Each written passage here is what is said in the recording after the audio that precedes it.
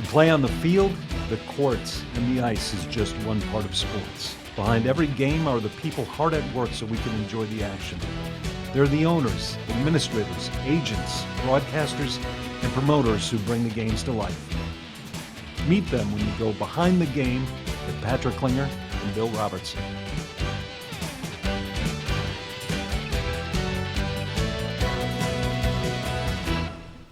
Welcome to Behind the Game. I'm Patrick Klinger, president of Agile Marketing Partners. With me is the Hall of Famer, the commissioner of the United States Hockey League, Bill Robertson. Hey, Billy, it's been 20 long months since we've been in studio doing this show. A long time, Patrick, but it's happy to be back and doing this live and in person. We got a great guest today. You know, you're prettier in person than you are on Zoom. No, I'm lying. That's not exactly true. Today we're just going to have a casual conversation about what's going on in the world of sports today. And with us to help us break that down is Dave Boden, the president and CEO of Highway Credit Union, a great friend of ours and also a great supporter of the show. Dave, welcome to Behind the Game. Thanks, Patrick, and thanks, Bill. Thanks for having me. You have a long history of illustrious guests, and I'm honored to be in the chair with you guys today. Well, we're delighted you're with us. So if you're a sports fan, gentlemen, this is nirvana right now. I mean, we have the NFL going on, Major League Baseball playoffs, the NBA has started, the NHL is underway. Obviously, we're well into the college football season, MLS, college hockey, lots and lots of sports going on. What gets you most excited? What are you most looking forward to watching every weekend? Well, for me, I'm in the hockey profession, so I really enjoy watching hockey at all levels. But I'd have to say, if I had to put my sports fan hat on, to me, Major League Baseball's postseason is so compelling right now, where every pitch matters, every at-bat matters, every game matters. And I've been really enjoying the postseason so far. And I can't think of a better time of year in the world of sports than October, where everything is going on. Yeah, I would agree with what you're saying, Bill. And Patrick, yeah, it is fantastic if you're a sports junkie, which I am. We probably all are. It is the best time of the year. It's great for me because I live and die with some of my teams, and it's a perfect time to switch from one to the other. If things aren't going well, you can move around to another one. I was thinking exactly the same thing that you said, Bill, when you talk about, or when you ask Patrick, what's our favorite, or what do you really like to see? I don't think there's any pressure in sports that builds like postseason baseball pressure. And you said it, it's pitch by pitch. It's, something could happen right now, and then you're ready and primed, and the crowd is wild, and then it's not. You wait a second, and then you're right back to it again and again. And I think that's fantastic to watch, even if you're not a big fan of whatever teams are playing. And then for me, and for personally, what I like, college football is great, but especially this year, getting the hockey season underway and seeing the Wild, and actually being at the home opener the other night, which was, to me, virtually like playoff intensity hockey in an opening, an early season game was incredible to see. So it really is a great time of year to be a sports fan. Yeah, I would agree. Typically I'm not going to sit down and watch a baseball game between the Red Sox and the Astros. Right. But when you get to this time of the year, it's really compelling.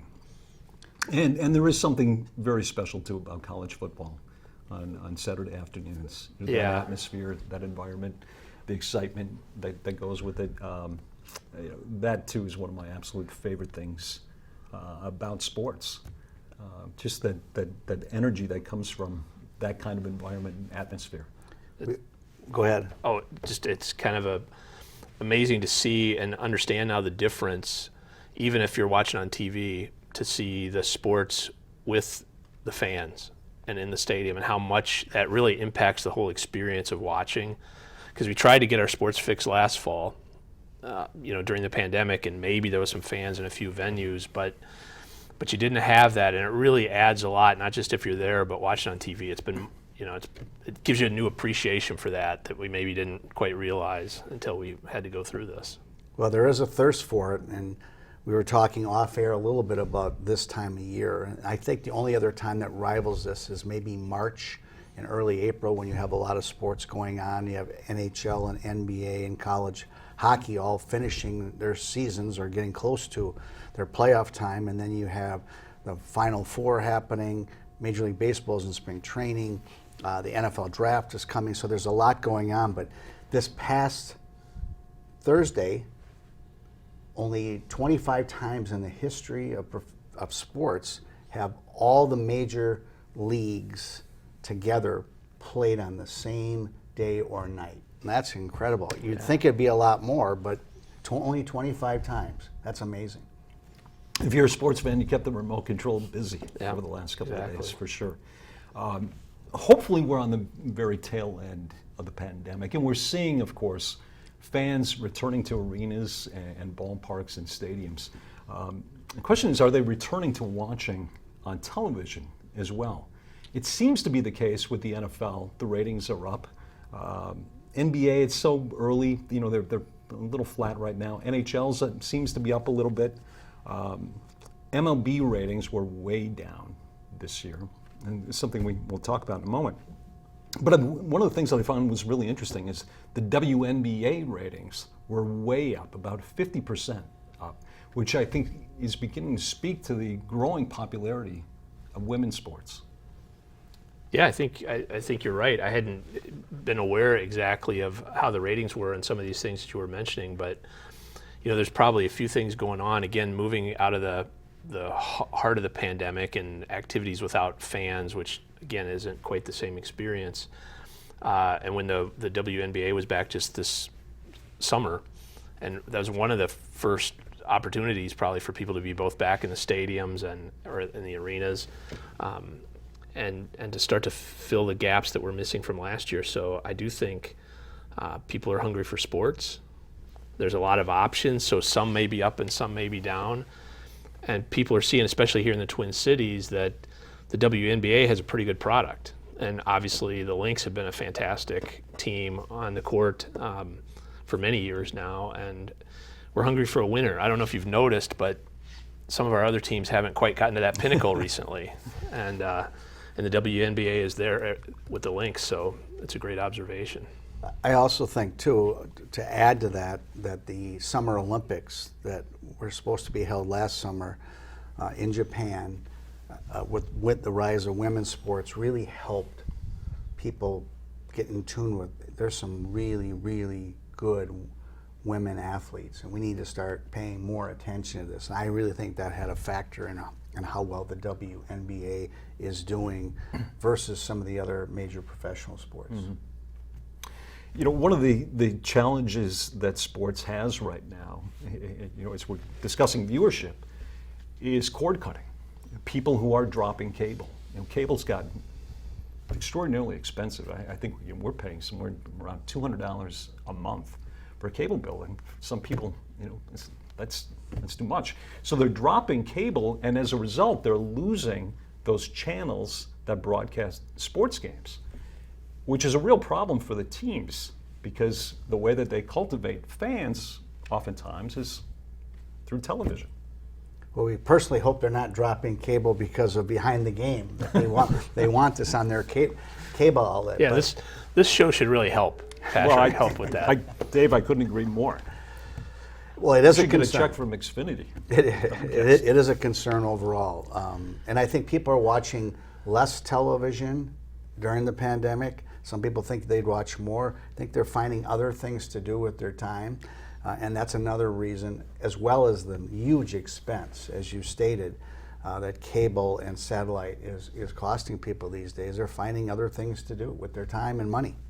Yeah, I know for us as well, it's a similar situation. You know, it's hard to pay the money for cable and some of the streaming services that have another charge, you know, and you're paying for Netflix and everything else to get all the options. And so it's definitely problematic to find where the games are now, and do you have that service and everything. And I don't know if that'll help, or maybe not help, but keep changing those dynamics for what's best and what's easiest. But it definitely seems like either prices for cable are going to have to come down to be competitive, or we're just going to have to recognize that the old days of TV sports are gone. Things are going to be different. They're going to be somewhat splintered, and that affects, I know, other things on the agenda, but like corporate sponsorships and all those things are affected by what's the audience. And yeah, some of the teams will be impacted if people can't find their games easily and they don't have the same services, don't have what they need. That I would assume would be causing some backlash even now with some of the sports teams. Well, I think we saw that too with the Wild. Their opening night regular season opener was not on over the air or cable, but it was on ESPN Plus, and that's the first time I can remember an opening night scenario for a major professional sports franchise. They didn't have their game on.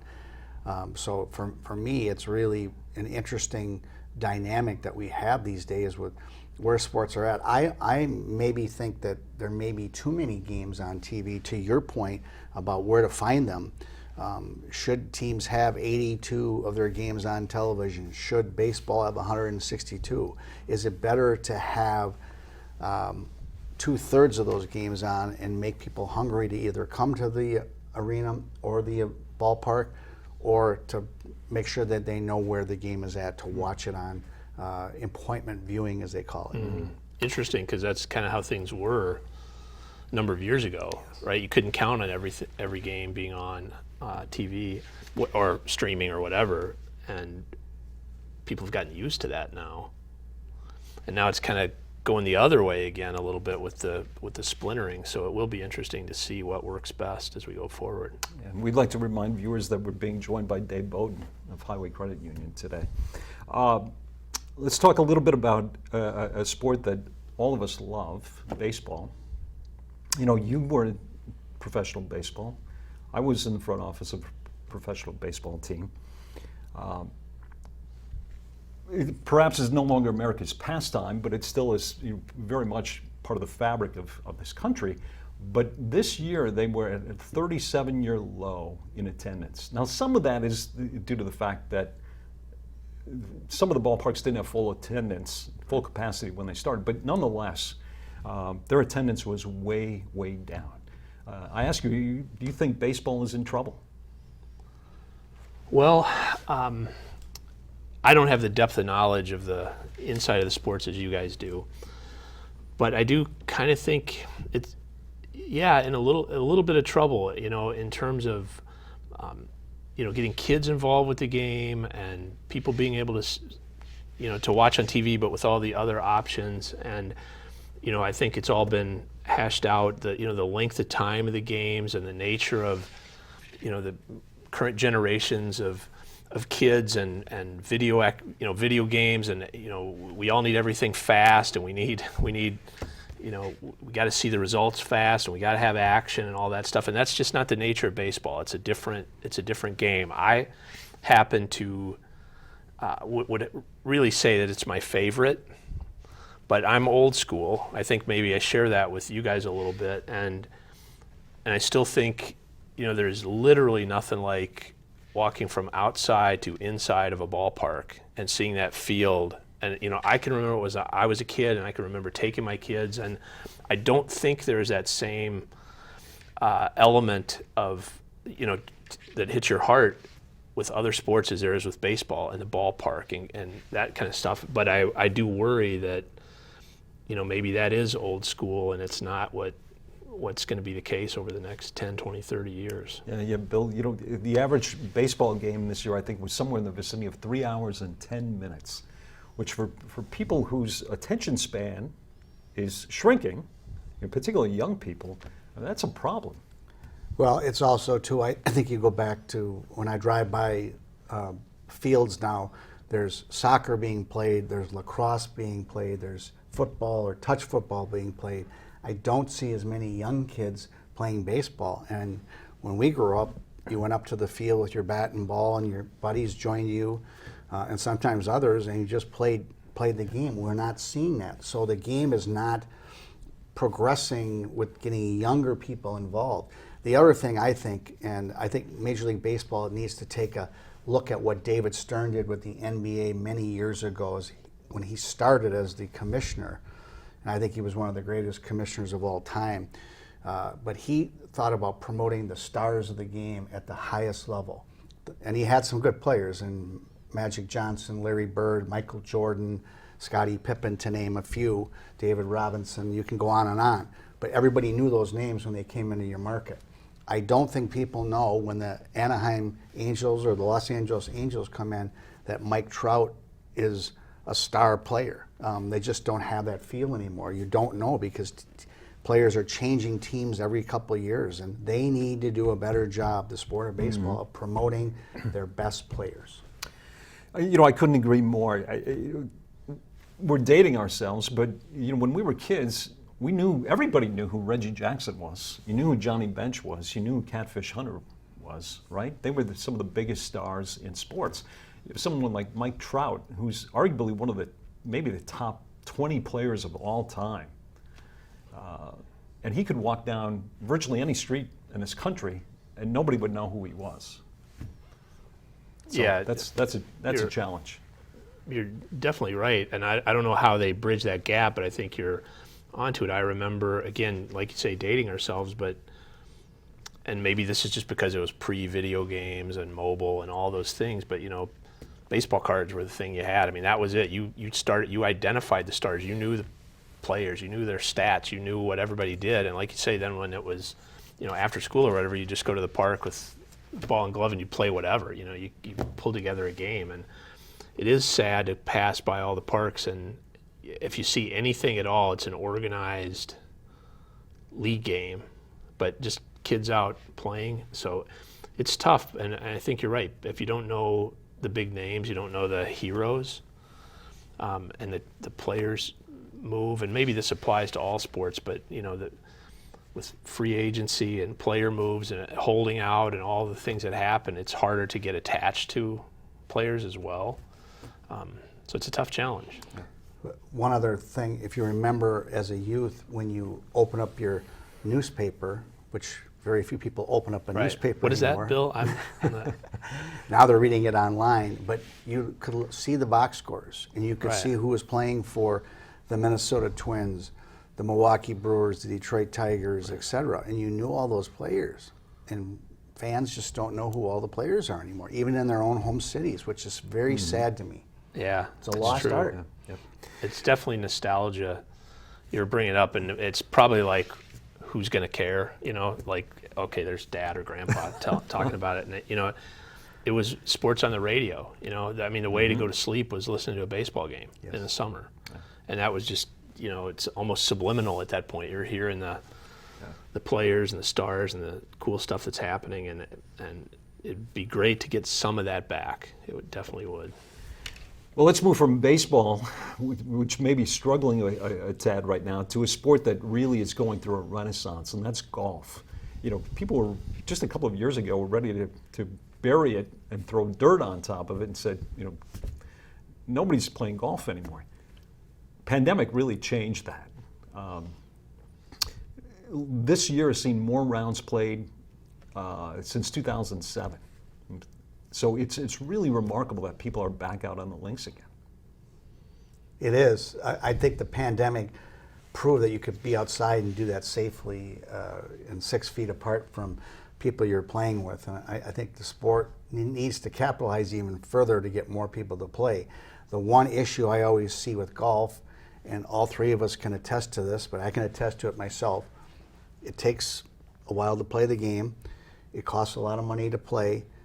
It's really hard, and you better know who you're playing with, your friends, or however that's going to go if you're going to make it a fun day. It just depends how you look at the game. I enjoy being outside. You may say I like it because I know I can hit the ball 300 yards down the middle of the fairway. Who are you talking to? No, when you talked about shoveling, are you shoveling dirt on it? It's like, shoveling dirt on my golf game is what should happen. But that said, I love to get out there and play, and I am glad to see that. I mean, nobody would wish for a pandemic, of course, but there's things that have happened because of that are positive. And yeah, clearly that, I mean, I couldn't wait to get out and play golf when last summer when it was like, okay, now you're allowed to go outside and do things and the golf course is open back up. So it's got to have helped everybody get back into it. But you definitely hit an issue from a practical standpoint. A round of golf is going to take you 4 to 5 hours, and maybe the idea of getting out to play 9 is not so crazy. It's like make it a little more manageable time. Speak to the fun of it. You talked about you need to have the right group and the right crowd to play with, which you do, given the level of your game. But hopefully this kind of renaissance will continue, and golf's been kind of cyclical. It was the biggest thing in the world about 10 years ago. And when Tiger Woods hit the scene, there was just an explosion of golf courses and people taking up the game. Yeah. And, but you're right, it sort of waxes and wanes, and right now it's waxing. Yeah. The one thing I'd ask both of you, and I'm not a member of a private club, but I think the issue that I always face is trying to get a tee time these days. If you're going to play public golf, and if you're not online at midnight on Wednesdays to get a Saturday tee time for the next week, it can get very challenging. And then on top of that, if you are a member of a private club, that costs some money, and you have to figure out how you're going to make that work financially. So there's all these issues surrounding the game. I think they're either going to have to build more golf courses or figure out, like you said, Dave, maybe it's 9 holes. Maybe there are leagues that are just 9 holes, or golf courses that say we're only letting you play 9 holes to speed it up and to get more people and more rounds in. That's the only thing I can think of. Well, I certainly hope that this trend continues. I agree with you. When you're trying to get a tee time and you can't, it's a little annoying. But, I appreciate the fact that more and more people have taken up the game, and that keeps it healthy, keeps golf courses open. Just a few years ago, many of them were being plowed under for housing. Yep. Now, with people back out on the links, the game is as healthy as it's been in a long while. Well, we need things to get kids outside. We need things to get ourselves outside, and everybody needs to get out, get exercise. So it's healthy. It's a great thing. It is one of the, if not the most, lifelong sport. And certainly you want to try to start that with kids. And so I do hope, I say we collectively, just whatever happens, really is continuing to try to get kids out on the golf course, whatever kind of ways to make that happen or how to market the game. But, as a game that'll last you a lifetime, a game for friendships, for coming together, it's like at my age, I won't lump you guys into that, but it's a little harder to say, well, let's get our bat and ball and go out to the sandlot and play 9, but we can say let's go out and play 9 on the golf course. So let's hope it continues. Dave, your organization, Highway Credit Union, is a sponsor of the Minnesota Wild, and you have been for 5 or 6 years now. I'd like to talk a little bit about why you've decided that sports is a good marketing platform for Highway, and why specifically hockey? Well, in our case, I'm sure this could be different for any organization. We didn't necessarily look at getting involved in sports per se as much as I'd say the combination of sports and branding. And it's for our own brand awareness, but it's from a marketing standpoint, what brands do you affiliate yourself with? And when we looked at that, sports seemed to have some real potential. And we thought it held potential for sort of mass appeal, mass marketing, whether that's television or social media increasingly, or those types of things. But we also looked at it from a business development standpoint. As an organization that we work with businesses for business lending and business deposit services and financing and all the things that we do.